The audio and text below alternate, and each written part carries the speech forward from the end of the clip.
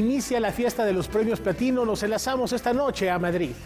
Recuperan acervo literario de Elena Garro en una nueva colección. Hoy en entrevista aquí en el estudio en Enfoques. ¿Cómo está Rafael García Villegas? Mi querida Laura Barrera, muy contento de saludarte, amigos del auditorio. Hola, Laura Regis, la traducción de lenguas de señas mexicana. Y de inmediato nos vamos a la información. Esto es algo que les anunciamos desde antes que fuera oficial. Efectivamente, y mañana va a ser entregada la medalla Belisario Domínguez a Elena Poniatowska. Ella platicó en exclusiva para Noticias 22 sobre el significado de este reconocimiento. Uno escribe por escribir, por trabajar, por ganarse la vida, en fin, por interés en el país en el que uno vive, interés en los demás, interés también en los acontecimientos. El Senado de la República entregará a Elena Poniatowska la medalla Belisario Domínguez. La escritora será la 9ª mujer en recibir esta distinción, que se entrega desde 1954. Un agradecimiento enorme, una felicidad que comparto obviamente con todos mis amigos, con mis hijos o quienes me han acompañado. Siempre me da tristeza que mi madre no esté viva, pero a los 91 años sería extraño que ella todavía viviera. Mi hermano, que murió a los 21 años, todavía tengo una hermana, pero ya, bueno, pues le digo, estoy llena de felicidad, de gusto, de flores. Desde su casa al sur de la Ciudad de México, Elena espera la ceremonia de entrega. Mientras, recibe arreglos de flores por este reconocimiento.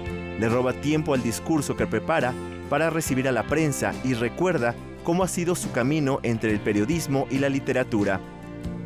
Me reconozco como alguien interesado tanto en el periodismo de mi país, en conocerlo cada vez más, y también reconocí en la literatura, porque finalmente pues yo estuve en un convento de monjas estudiando, aprendí inglés, mi idioma materno es el francés, entonces he tenido el privilegio de leer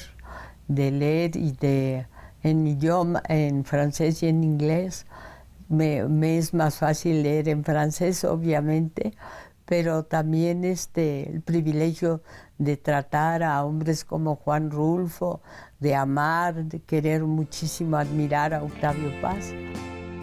Elena Poniatowska ha escrito sobre ella misma, sobre personajes como Tina Modotti, Leonora Carrington, Guillermo Haro, pero también sobre las soldaderas, los estudiantes del 68 y la gente de a pie que le quiere contar sus vidas. Sí salgo a la calle, pero todavía hago entrevistas como usted, claro, pero ya le digo, la fuerza es mucho menor. Muchísimas historias, pero ya lo que hay ya es menos tiempo, menos capacidad de trabajo, menos fuerza, obviamente. Noticias 22, Alberto Aranda. Enorme abrazo, una gran felicitación a Elena Poniatowska. A medio año de la partida de David Huerta, su legado sigue vivo. Les platicamos de estas dos propuestas que, aunque no son de su autoría, se le considera artífice de las mismas. Las contribuciones de David Huerta a la literatura mexicana no se limitan a su ya de por sí extraordinaria obra poética, pues a la par de su quehacer como escritor, se desempeñó también como docente, director editorial, promotor cultural y hasta fue un cercano colaborador de Canal 22. Ayer, en el Colegio Nacional, se recordó su faceta como editor, a propósito de la publicación de las últimas obras que supervisó y ya no pudo ver terminadas para la emblemática colección Cuadernos del Armadillo que él mismo impulsó junto a su pareja, la también escritora Verónica Murguía.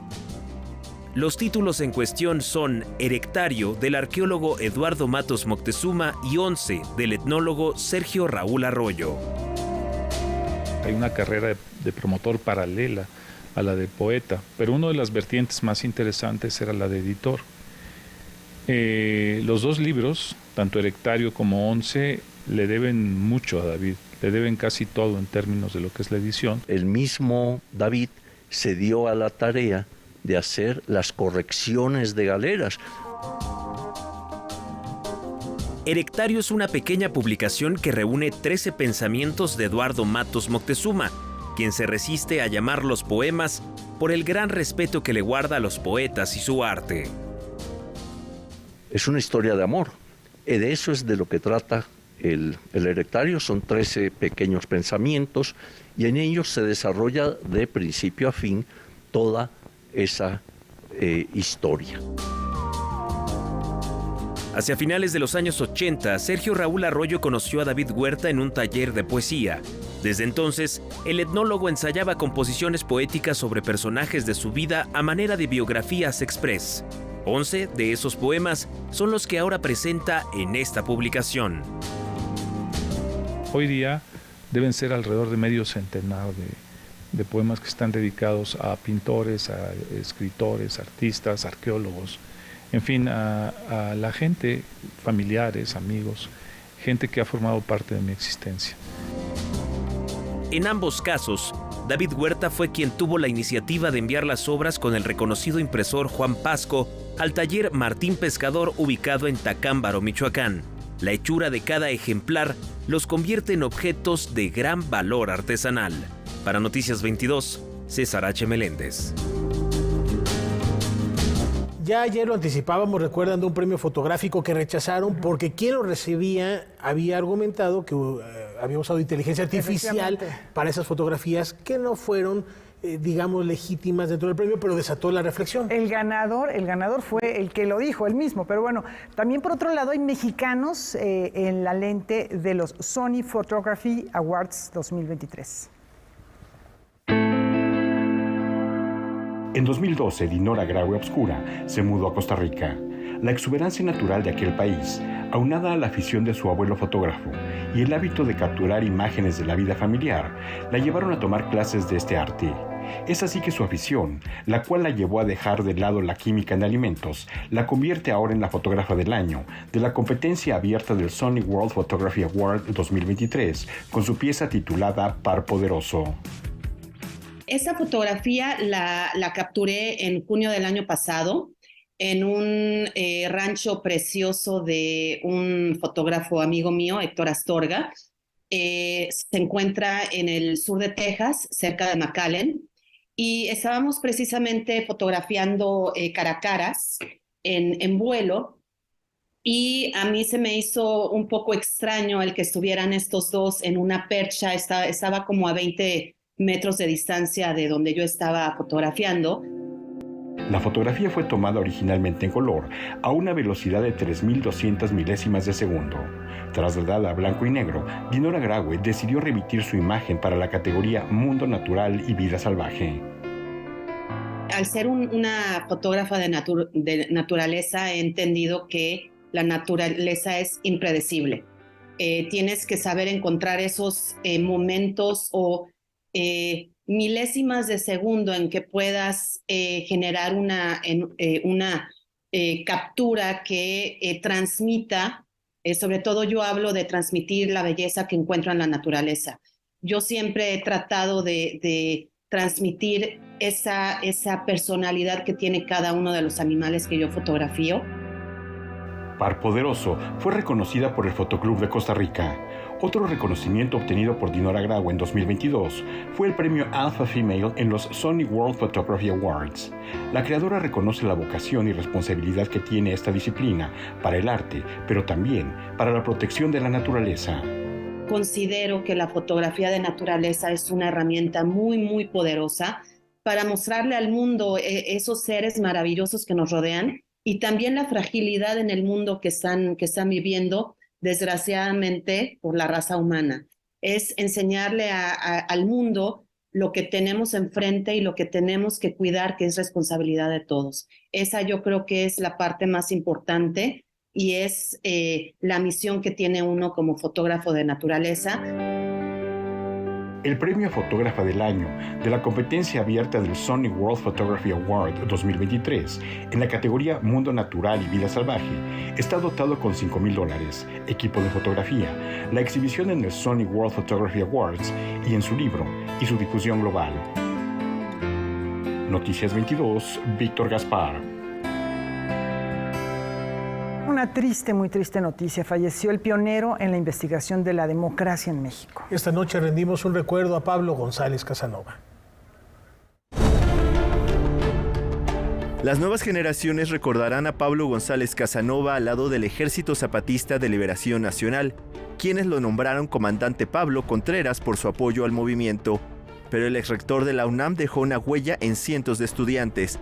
Fue maestro de Ciencias Históricas, especialista en Sociología y profesor del Colegio de México, la UNAM, la Universidad de Oxford, Universidad de Cambridge y de la New School for Social Research.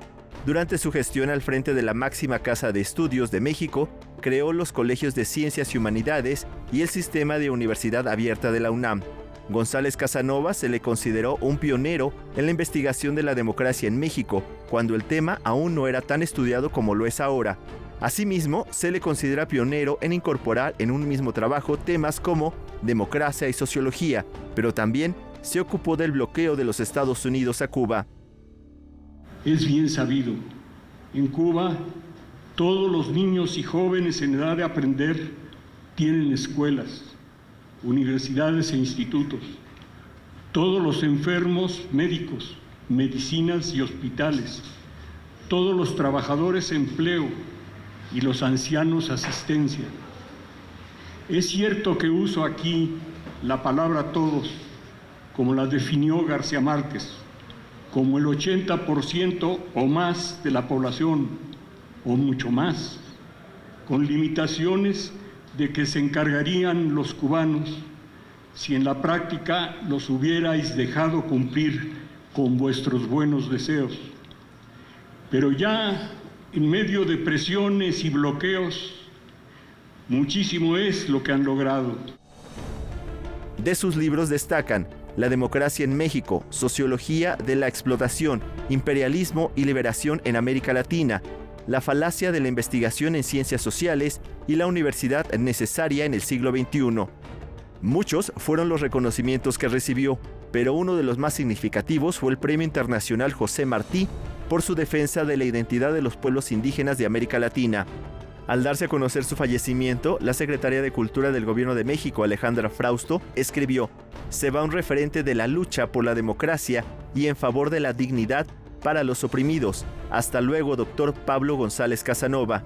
Por su parte, la UNAM señaló que fue un distinguido universitario, rector de la universidad, impulsor de la democracia en México, baluarte del pensamiento crítico y siempre comprometido con las mejores causas sociales.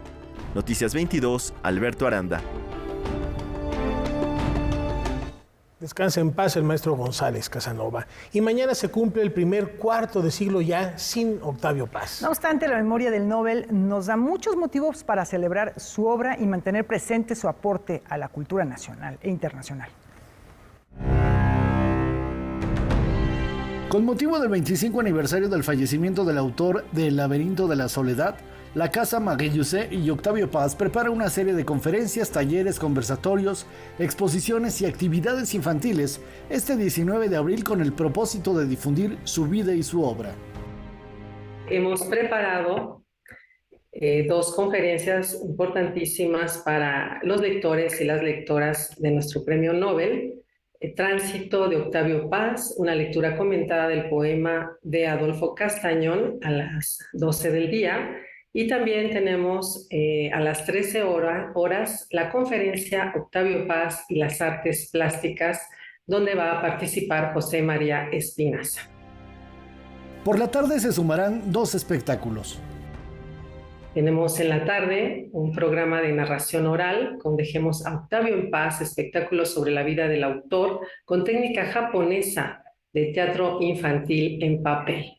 A las 16:30, Marcela Romero va a llevar a cabo otra narración oral y Sor Juana Inés de viva voz, también será otra narración de Janet Pankowski en el patio El presente es perpetuo.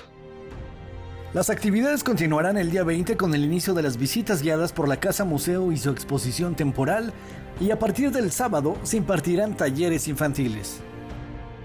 El espacio está abierto para que el pueblo de México venga a conocer la obra de nuestro premio Nobel, a conocer los objetos que conservó, por ejemplo, las medallas de sus premios, los diplomas, el traje del premio Nobel, pero sobre todo Creo que lo más importante es invitar al público a volver a leer a Octavio Paz. La casa se encuentra en Carrillo Puerto 445, Colonia Tacuba. Noticias 22, Óscar Cortés. Antes de la pausa les vamos a comentar que Canal 14 del Sistema Público de Radiodifusión del Estado Mexicano va a estrenar el documental, justamente Octavio Paz, Una vida pública. Esto es mañana, 19 de abril, como ya lo escuchábamos, en el marco del 25 aniversario luctuoso del poeta y ensayista. El primer episodio se va a transmitir a las 18:15 horas por Canal 14 y por la plataforma MX+. Este documental es el resultado de una extensa investigación histórica e iconográfica en 15 acervos nacionales y 5 internacionales que recupera material inédito o poco conocido del autor de El laberinto de la soledad. Así que bueno, pues ahí está la invitación ya hecha. No hay que perdérselo, qué buenos materiales se ven en estos adelantos que les estamos presentando, no se lo pueden perder. Mañana, 6:15 en Canal 14. Y con esta invitación nos vamos a una brevísima pausa, pero tenemos más al regresar.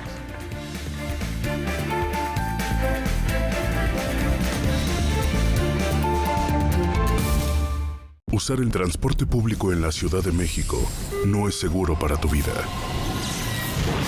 Viajar en metro en la CDMX es de alto riesgo por la falta de mantenimiento y construcciones mal hechas del desgobierno de Morena. Cuando sentimos el impacto por atrás y empezó a salir harto humo. Yo pensé que el metro se iba a prender todo. Dijo que eran 15 muertos, eran más.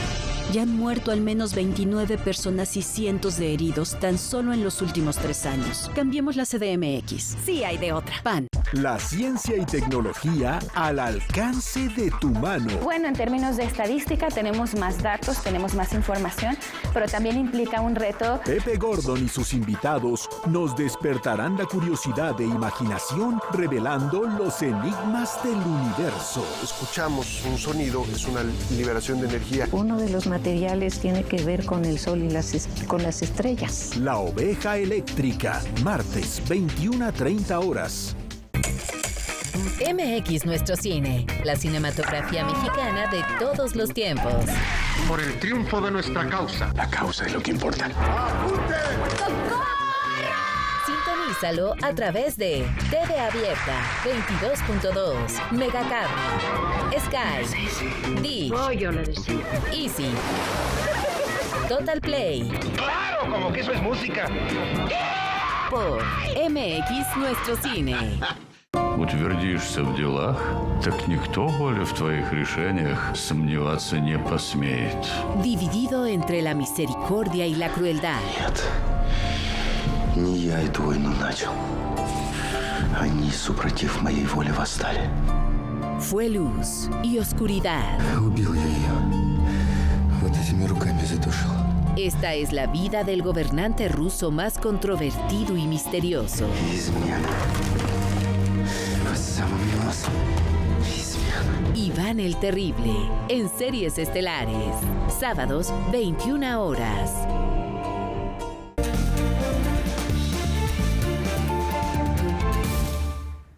La ironía y la educación sentimental de una generación pueblan la más reciente obra de Juan Villoro.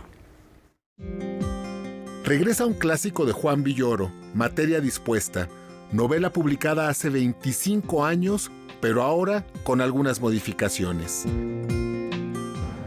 Releer la novela me llevó a hacer algunos cambios, casi todos muy pequeños, pero yo creo que un escritor debe enmendarse y si puede corregir algo, sin duda vale la pena hacerlo. Con la humildad de la tercera edad tenía yo que podar ciertas cosas y decir, bueno, a ver, te alocaste, esto era innecesario, hay una cereza para el pastel, pero no le pongas 5 cerezas al pastel, ¿no? Eso es un empacho. En esta reedición, Villoro suprimió algunos pasajes que, desde su punto de vista, ya no son políticamente correctos. Hay ciertas cosas, por ejemplo, de abuso infantil, que aparecían en la novela con una neutralidad como si eso se naturalizara. Yo dije, cuidado, o sea, esto lo tengo que trabajar con más delicadeza. Y entonces hice algunos cambios que creo que no corresponden a una censura, porque la ambigüedad del personaje sigue vigente, sino simple y sencillamente a evitar la normalización de un abuso. Para el autor de El libro salvaje, la historia de Mauricio Guardiola, el protagonista de Materia dispuesta, toca temas que están más vigentes que nunca. Cuando la novela se publicó, no se hablaba, como hoy se habla, de sexualidad no binaria, de sexualidad trans, de género fluido. Y la novela toca todos estos temas, toca los temas de cómo el erotismo, la sexualidad pueden ser gestualidades, no predeterminaciones, cómo tú te puedes ir definiendo de distintas maneras con el tiempo. El autor afirma que nadie baila igual 25 años después, lo que compara con la reinterpretación de su obra. Yo creo que hay una valoración histórica de la literatura y del arte que no podemos perder. O sea, yo creo que debemos entender a las personas que hicieron obras de arte en otras épocas conforme a los valores que ellos tenían. Mientras vive, un autor puede enmendarse, puede corregirse desde el punto de vista estilístico, pero también con algunas cosas morales, éticas.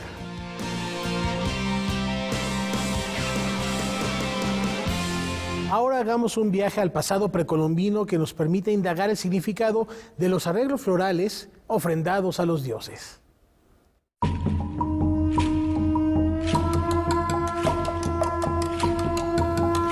Regalar y ofrendar flores es una práctica común que nos ha acompañado en gran parte de nuestra historia. Hay quienes entregan flores por amor, otros quizá por devoción o simplemente por mostrar respeto. Por su aroma, color y belleza, los mexicas tomaban algunas y las ofrecían a los dioses o las utilizaban como remedios. Pero ¿qué simbolismo se les daba en aquella época? ¿Cuál era el significado de las ofrendas tenochcas? La respuesta la encontraremos en la exposición Flores para Huitzilopochtli. A diferencia de lo que actualmente pensamos, que relacionamos las flores más bien con el lado como femenino y delicado, para los mexicas tenían una cantidad de significados increíbles. Iban desde canto, poesía, belleza, pero también guerra, muerte en batalla, la misma batalla o sacrificio. Eran más asociadas hacia los guerreros que únicamente hacia lo delicado. La muestra trabaja de la mano con el sitio arqueológico del Templo Mayor. Nos lleva hasta el principio más básico, desde qué es el polen y hasta cómo se obtiene este mismo en el estudio arqueológico. Se realiza como parte de un esfuerzo de difusión que se tiene del proyecto, en el cual se utiliza justamente este muro del Puente Liga para poder exponer distintos temas que se trabajan dentro del proyecto o dentro del museo. Cada diapositiva, además de mostrarnos los nombres de las flores en náhuatl, nos ofrece una breve descripción, el lugar que ocupaba cada flor en las ofrendas o, dependiendo del caso, la deidad que representaban, sin dejar de lado sus propiedades medicinales. Aquí lo que se van a encontrar son precisamente la guayaba, el pericón, se van a encontrar dalias, cardos, girasoles, milenrama. Es muy común que si te sientes mal de la panza te digan tómate un té de manzanilla, un té de guayaba, un aguacate. Es decir, son cosas que han trascendido y que los mexicas tenían muy presente dentro de su cosmovisión. Flores para Huitzilopochtli se puede ver en el corredor peatonal de las calles Guatemala y Argentina en el centro histórico de la Ciudad de México. Con imágenes de Javier Contreras y Enrique Varela, reportó para Noticias 22 Rodrigo Peredo. Hoy tenemos un gran pretexto para recuperar el tiempo destrozado.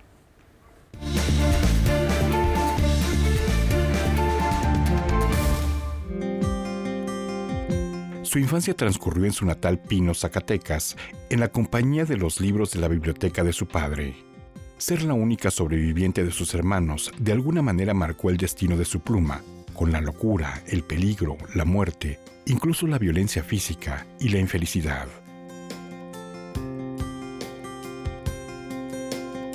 Hija de Luis Dávila y Lidia Romero, su primer trabajo fue Salmos bajo la luna en 1950.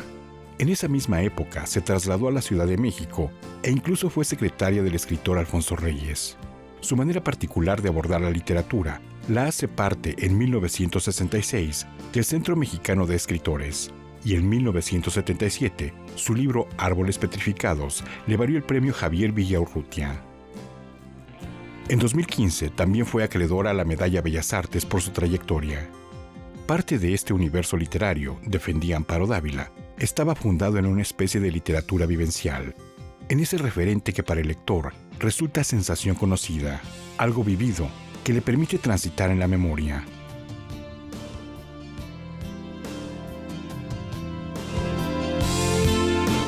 Esta noche en Zona Violeta, Kimberly Armengol nos comparte algunas reflexiones sobre pobreza laboral.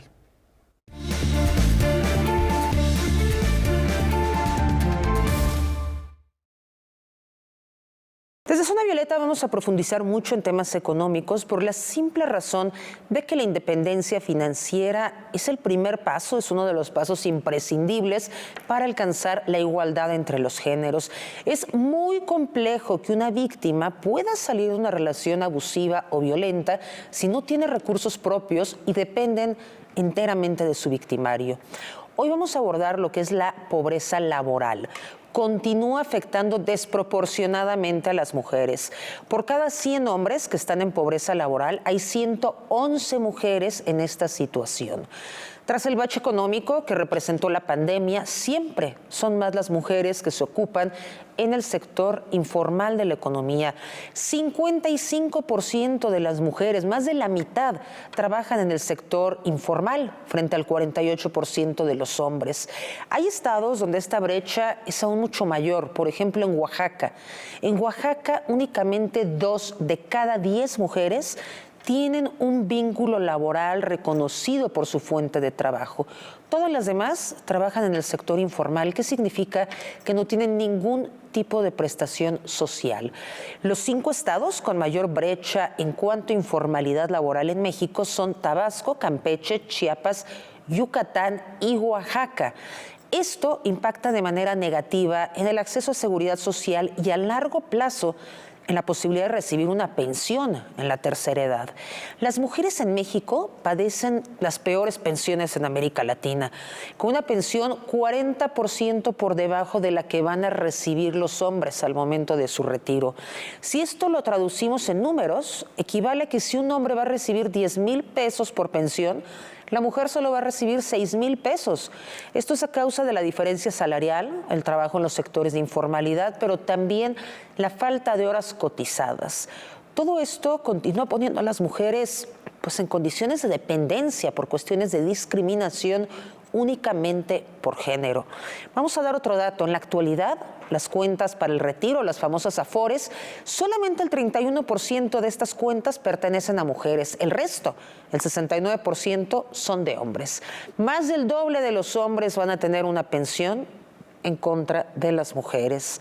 Este es el momento de repensar las políticas públicas y el acceso al trabajo formal para las mujeres. Si no se toman acciones, vamos a encontrar generaciones enteras de adultas mayores en condiciones de pobreza, de indefensión y en muchos casos de dependencia. Muchas gracias, Kimberly, por este comentario. Y Hermoso Veneno va a ser el tema esta noche en Debate 22 cuando Gaby Tlaseca reciba al fotoperiodista ganador del World Press Photo 2023, Christopher Roger Blanquet.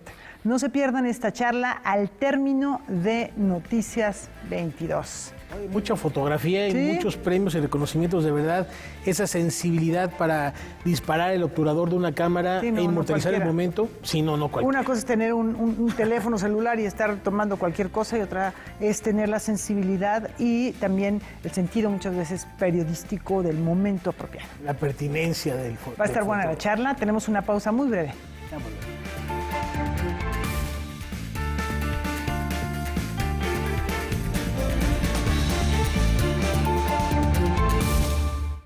En MX Nuestro Cine están los más variados filmes y ciclos que permiten conocer todas las distintas tendencias y géneros de la cinematografía mexicana.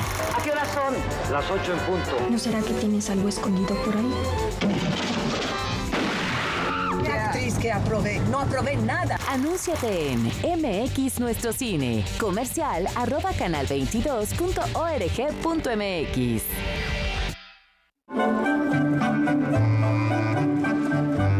somos inevitablemente entrometidos. No podemos dejar de mirar, de tocar, de preguntarnos el porqué de las cosas. Hagamos un recorrido por algunas corrientes filosóficas y conozcamos a sus principales exponentes. No fuisteis hechos para vivir como brutos, sino para perseguir la virtud y el conocimiento. Esto es Filosofía, miércoles, 22:30 horas. La música, las artes plásticas y demás expresiones culturales son un vínculo con los jóvenes para provocar y fomentar el gusto por la lectura.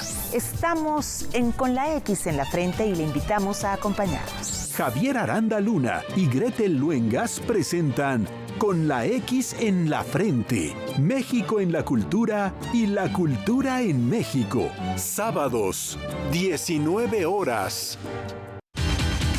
El festival de cortometrajes más grande de Latinoamérica.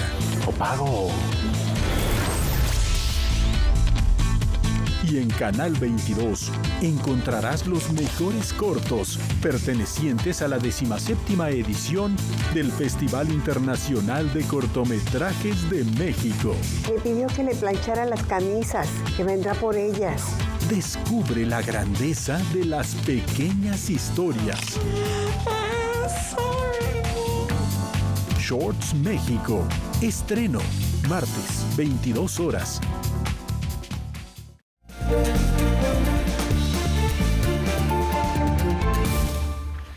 Arrancó la fiesta de los premios Platino, que bueno, ya habíamos platicado de esto anteriormente con Julio López aquí en el estudio, Rafa. Un encuentro de cine iberoamericano fundamental que ha adquirido muchísima fuerza y en Madrid, España, se encuentra Julio con los pormenores. Adelante, Julio. ¿Qué tal, amigos de Noticias 22? Ya estamos en Madrid, España, donde por tercera ocasión se van a realizar los premios Platino que reconocen lo más destacado del cine iberoamericano. Estamos en Callao, aquí en un evento al aire libre. Tuvimos la oportunidad de platicar con Enrique Cerezo, presidente de estos galardones.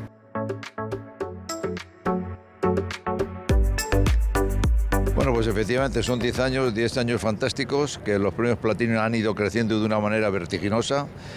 Son 10 años donde los premios cada año han sido más importantes. Son 10 años donde el polo iberoamericano todo ha estado mucho más unido cinematográficamente hablando.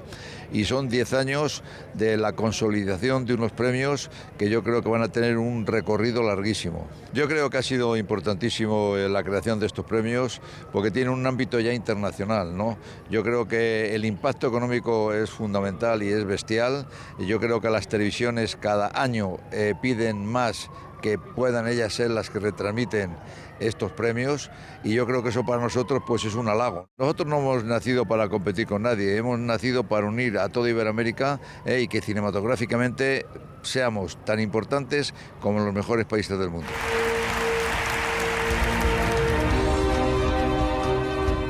Bueno, pues ahí lo tienen, y hay que decir que México también tiene una importante participación en los premios Platino. De alguna manera, Bardo, falsa crónica de unas cuantas verdades, de Alejandro González Iñárritu, encabeza la delegación mexicana. Bienvenidos a esta 10ª edición de los premios Platino. La suerte está echada, pues ya han cerrado las votaciones para la 10ª edición de los premios Platino, que reconocen lo más destacado de la cinematografía de Iberoamérica.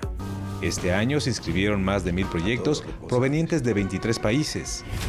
En la primera etapa, México participó con 81 largometrajes de ficción, 29 documentales, 3 películas de animación y 33 series.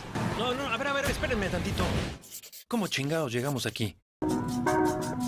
Después del primer filtro, solo quedaron 20 películas por categoría. Los proyectos mexicanos con más preselecciones fueron Bardo, falsa crónica de unas cuantas verdades, de Alejandro González Iñárritu, y Nudo Mixteco de Ángeles Cruz. En el apartado de series, Velasco Arán, Un extraño enemigo y Señorita 89 figuraron en el listado. El proceso de selección es largo y riguroso. Al final se hace una última decantación donde solo quedan 4 proyectos por categoría. México se posicionó con 2 películas y 2 series que en total consiguieron 10 nominaciones. Bardo, falsa crónica de unas cuantas verdades, cosechó 6 postulaciones.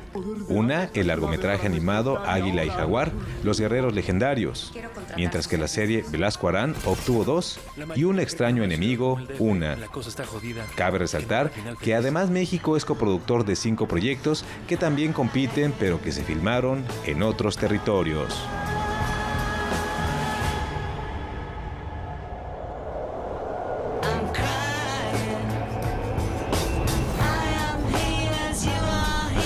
Amigos, pues así arrancó esta 10ª edición de los Premios Platino y mañana les tendremos mucha más información de todo lo que acontece en esta entrega de galardones. En las imágenes, Olin, buen día, yo soy Julio López, muy buenas noches. Gracias, Julio, muy buenas noches, estaremos muy al pendiente de lo que suceda allá en los Premios Platino y seguimos recorriendo el mundo y del cine nos vamos al teatro y de Madrid a Nueva York. Se estrenó hace 35 años, destinado a ser uno de los más grandes éxitos de Broadway. Ayer la música de la oscuridad sonó por última vez en el corazón teatral de Manhattan. La función 13.981 del Fantasma de la Ópera marca el fin de una era. La comedia musical con más representaciones bajó su telón final. En el Teatro Majestic de la Gran Manzana se reunieron el elenco actual y actores que habían pisado el escenario para dar vida a los personajes del musical inspirado en la obra de Gaston Leroux, incluida en la estrella original, con la estrella original Sarah Brightman.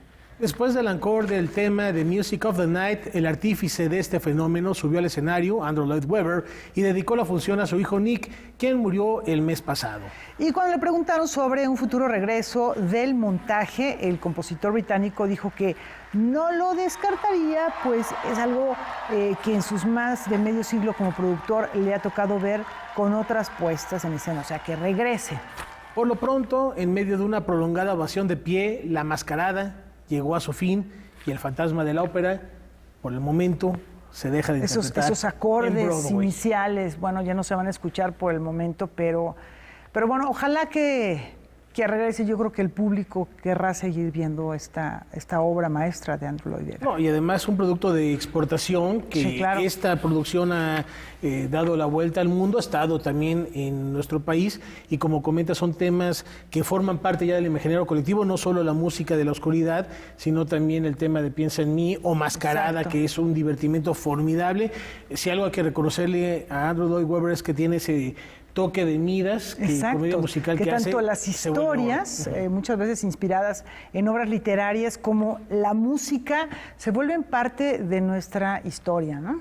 Pues ahí está la información que nos llega desde la Gran Manzana. Y cambiando de tema, exploremos la relación entre los alimentos y nuestros genes.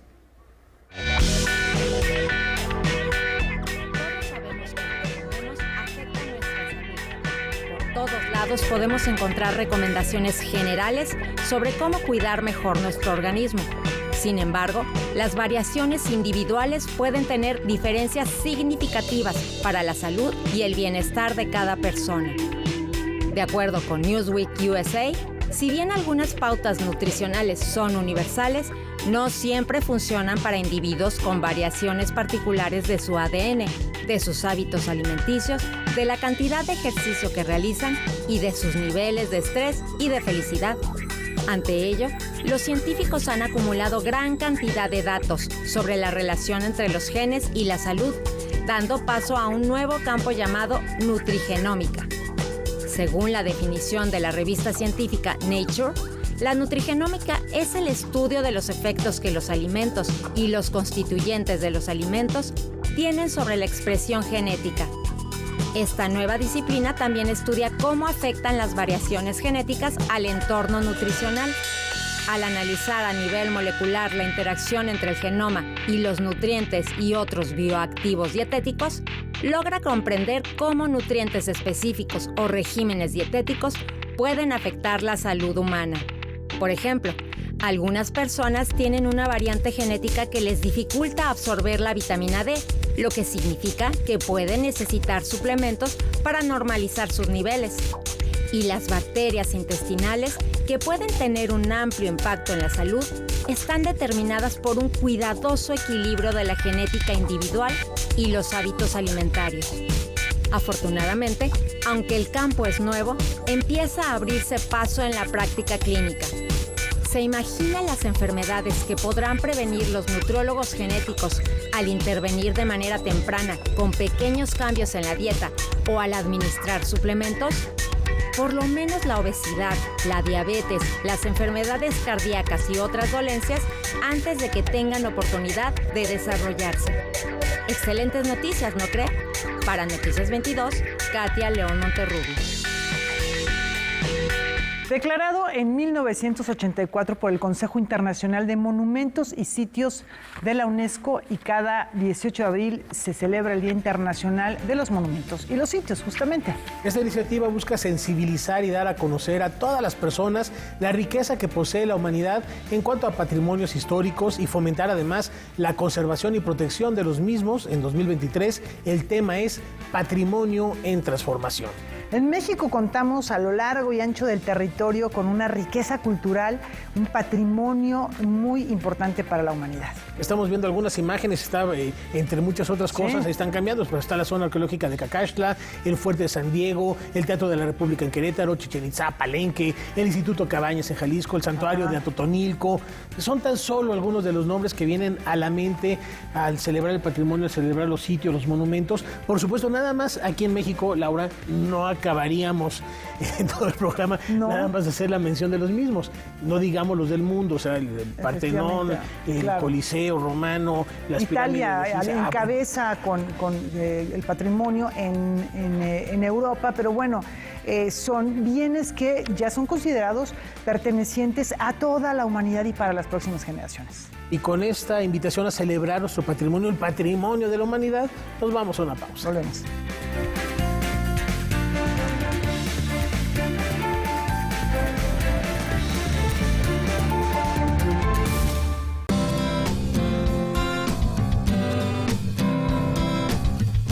Como audiencia, tienes derechos. Debes conocerlos para poder ejercerlos y ser parte de los televidentes críticos y participativos. Es muy importante que sepas que la televisora debe respetar los horarios anunciados en su programación, tener acceso a la misma calidad y niveles de audio y video. Para más información, consulta la página de defensoría.canal22.org.mx.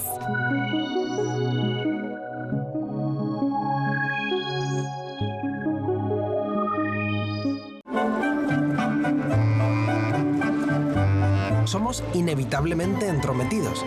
No podemos dejar de mirar, de tocar, de preguntarnos el porqué de las cosas. Hagamos un recorrido por algunas corrientes filosóficas y conozcamos a sus principales exponentes. No fuisteis hechos para vivir como brutos, sino para perseguir la virtud y el conocimiento. Esto es Filosofía, miércoles, 22:30 horas. La música, las artes plásticas y demás expresiones culturales son un vínculo con los jóvenes para provocar y fomentar el gusto por la lectura. Estamos con la X en la frente y le invitamos a acompañarnos. Javier Aranda Luna y Gretel Luengas presentan Con la X en la frente, México en la cultura y la cultura en México. Sábados, 19 horas. No se pueden perder hoy la mesa de martes de Debate 22. Nos acompaña Christopher Rogel Blanquet, quien es fotoperiodista mexicano, ganador del World Press Photo por su trabajo Hermoso Veneno. Bienvenido, Christopher. Buenas noches, Gaby, y me gustaría hablarles acerca de mi trabajo que documenta lo que hay atrás de una flor muy bella. Entre más bella, más la estela de daño en la comunidad donde se cultiva. Eso platicamos hoy, 9 de la noche, Canal 22. Hoy, 21 horas.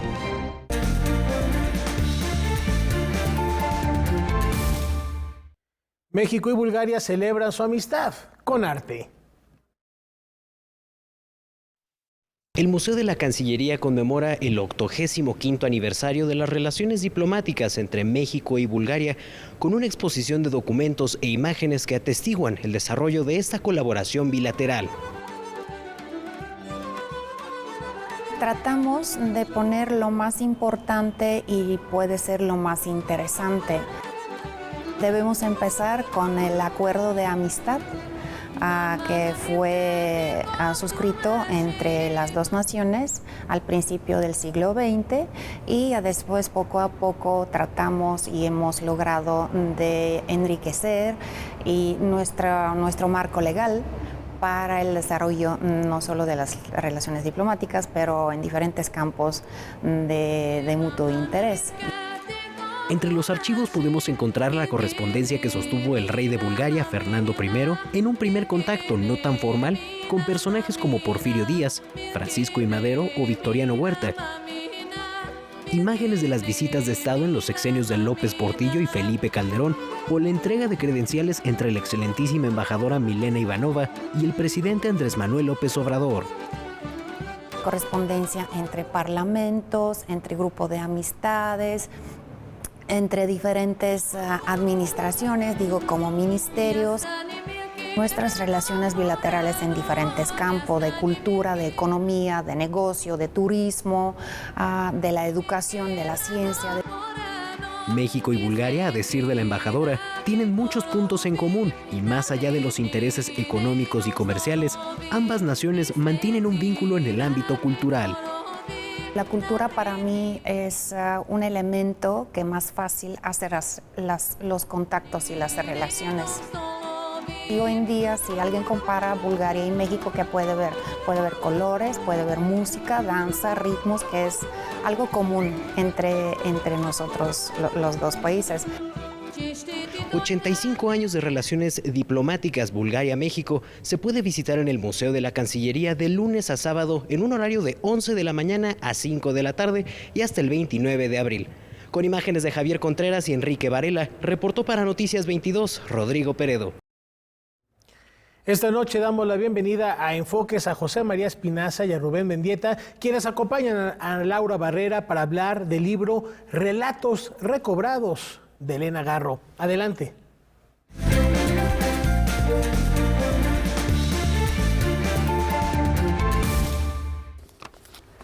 Este 2023 se cumplen 25 años del fallecimiento de Elena Garro, escritora que dejó a su partida una gran cantidad de textos de diversa índole y una nueva colección pretende rescatar una parte de ellos. Rubén Mendieta, director de publicaciones de Ediciones El Lirio, qué gusto que estés con nosotros para platicarnos de esta fantástica publicación.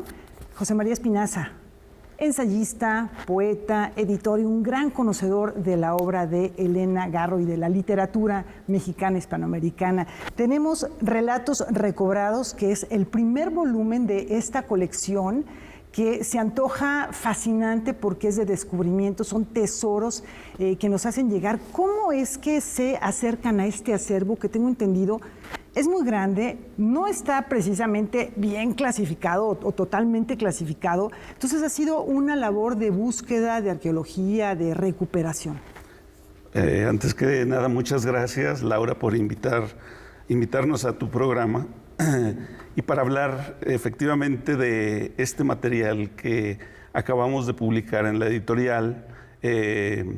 Fue este año que pudimos traerlo a la luz y sí, como dices, son relatos, nosotros le llamamos recobrados, de Elena Garro, que tuvimos la oportunidad en la editorial pues de tener acceso a estos materiales no conocidos. Por eso son inéditos, que comenzamos esta colección pues con 3 cuentos de Elena Garro y vendrán otras cosas en el transcurso de este año que te iremos platicando. Y es una coedición con la Benemérita Universidad Autónoma de Puebla. Sí, por ser Elena Garro poblana, pues claro, yo creo que lo más lógico para nosotros era invitar a la universidad, dado que la editorial, uno de los perfiles es trabajar con universidades del país. En este caso, pues claro, nos acercamos a la UAP y generosamente dijo, claro que vamos a publicarlo. José María, bueno, pues la publicación es de estos 3 textos. Uno se llama Nunca mates a nadie, siempre hay 2 ojos que te ven. Ya de entrada, ese es un gran título. Elena Garro era muy buena para poner títulos. El mismo título nos invita a elaborar un mismo relato. Hoy se llamaría un microcuento, un microrelato. Y tienen que ver con situaciones muy diversas. Este primero es una pareja que tiene un encuentro con un presunto matón, un personaje fascinante y a la vez atemorizante. Luego tenemos Martín, que nos habla de pues relaciones personales, familiares, muy particularmente, papel de las mujeres conflictivo, de la enfermedad, de las relaciones difíciles quizá con las tías, de estas descripciones de mujeres solteronas, en fin. Son 3 relatos. En el caso de Catherine y María está situado en París, después en momentos de la posguerra, después de que son desocupadas las fuerzas nazi, la ocupación nazi termina, este periodo de Vichy acaba y este personaje está narrado, este cuento, en primera persona del masculino, que es un relato un poco distinto desde ese punto de vista. José María, platícanos cómo los leíste tú.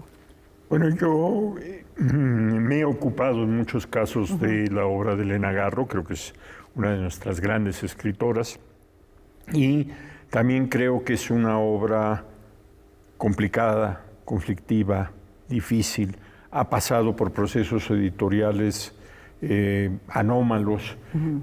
Ella vivió mucho tiempo fuera del país, primero en su matrimonio con Octavio Paz y después del 68 se alejó del mundo cultural mexicano para regresar en los 80 con una intensa producción textual. Sin embargo, hay casi como un mito del archivo de Elena Garro, lo que se ha llamado el baúl de Elena Garro, que nos ha aportado con cierta frecuencia sorpresas. Es el caso de estos relatos recobrados que Ediciones del Lirio ha tenido la inteligencia de lanzar en una colección que tendrá otros ejemplares, que se llama Cuadernos de Elena Garro.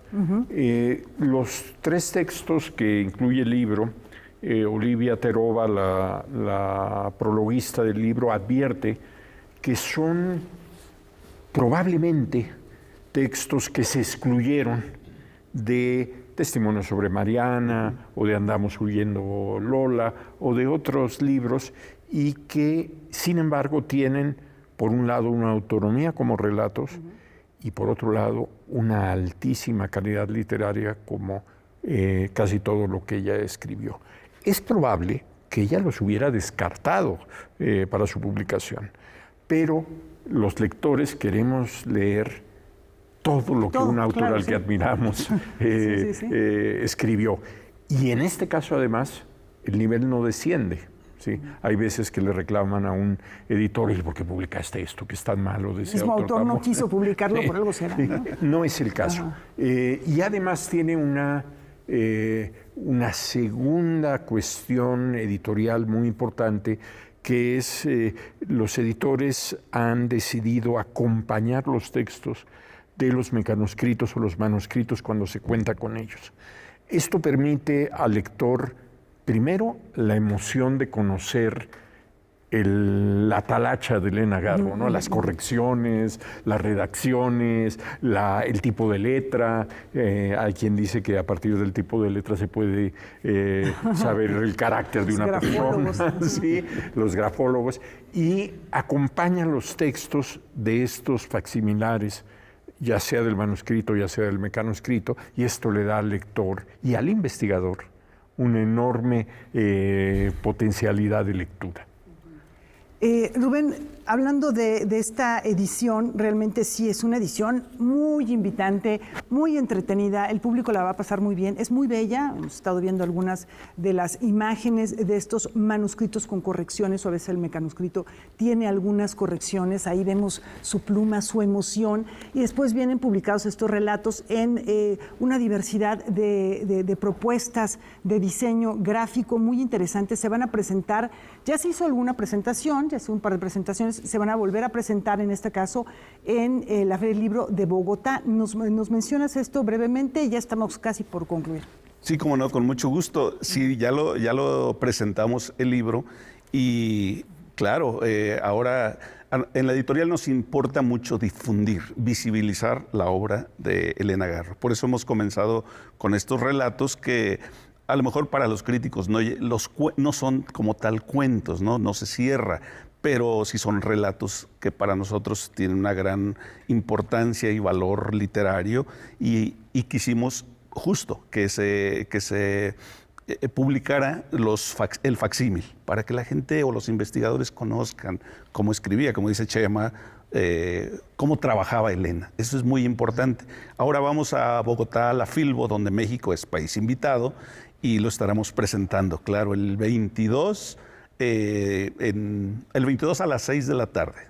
Pues mucho éxito, si tenemos oportunidad, probablemente se hagan transmisiones por redes sociales, estaremos al pendiente de esta presentación y seguramente de lo que viene también de los cuadernos de Elena, que está muy interesante, que promete mucho toda esta búsqueda y estos hallazgos fantásticos, estas joyas de su pluma. Muchísimas gracias, Rubén, José María. Para cerrar, les voy a hacer 2 preguntas sorpresas como para conocerlos un poquito más. Rubén, platícame. De pronto te sacas la lotería. ¿Qué harías con ese dinero? Invertirlo en publicar más libros. Publicar libros, claro. Me parece una gran decisión. José María, tienes la oportunidad de viajar por el túnel del tiempo y presenciar algún acontecimiento histórico. ¿Cuál elegirías? La construcción del Partenón. Wow. Bueno, pues una gran decisión, sería una gran aventura. Muchísimas gracias por estar aquí. Y bueno, ¿qué te parece, Rafa? Fascinante, Laura. En efecto, Elena Garro es un personaje entrañable que da para mucho. Gracias, José María, gracias, Rubén, por acompañarnos y por hacer esta provocación, acercarnos a Elena Garro. Y nos vamos a despedir y lo hacemos como es costumbre con música.